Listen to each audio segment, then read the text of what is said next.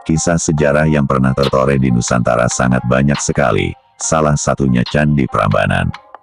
Bangunan Candi Prambanan ini diperkirakan sekitar pertengahan abad ke-9, dan dibangun pada era kekuasaan Wangsa Sanjaya, era Mataram kuno. Candi Prambanan pertama kali ditemukan dalam prasasti Siwagra, pada tahun 778 Saka, atau 856 Masehi, dan dalam prasasti itu, diceritakan bahwa Candi Prambanan dibuat sebagai pemujaan 3 dewa, yaitu Dewa Brahma, Wisnu dan Siwa.